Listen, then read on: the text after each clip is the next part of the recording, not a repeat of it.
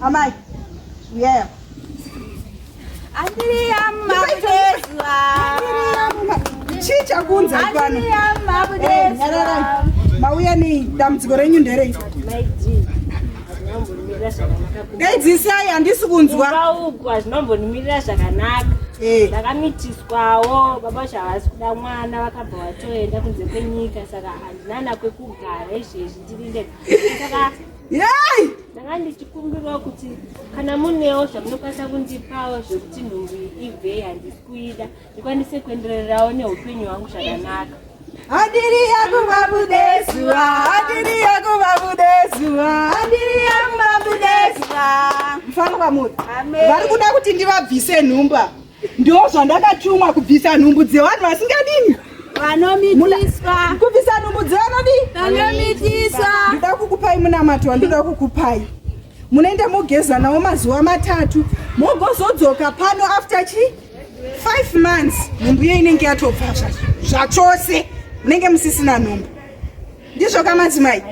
Endai munogeza kana kuenda futi muchinorara nawo baba iwawa hazvina kana dambudziko haichabati futi because ndatokugadzira inyuka yenyu kuti imire zvakanaka. Manzwisisa zvandataura? Ndatenda hangu. Endai. Andiri yamumabudezwa, andiri yamumabudezwa, andiri yamumabudezwa, andiri yamumabudezwa, andiri yamumabudezwa, andiri yamumabudezwa.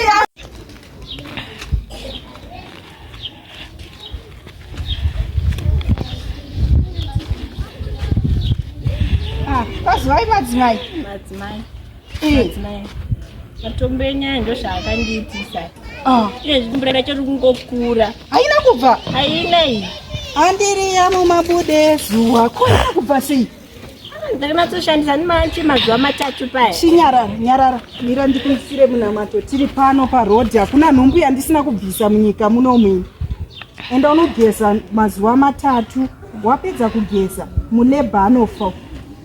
Haudzoki naye kumba, don't worry. Ende unogeza, ukangogeza uri mulebha muyamiya. Nguva unomugomera ari kubva atsikinyika ubva afa. Ndombonzani kwei? Isitiri chiremba chihombeka kuna Mwari. Chobvisa nhumbu ndo zvatakafambira mwanangu. Enda unogeza anonofira mulebha imomo. Nongororama upenyu hwako.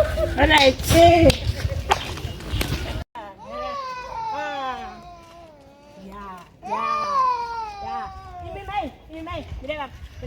Kondaita sei? Zvamukakonzeresa izvi. Munhu waMwari chiko. Mukuzonera zvamukakonzeresa izvi. Imi mwana uya akazouya nemakorokoto. Hamuna zvamunondodza pati mwana akazouya mwana akazouya. Takawirirana kuti chii? Andiri yakumabudezwa. Handina kutumwa kuuraya. Mwana wenyu ndaimusimbisa ina. Andiri yakumabudezwa.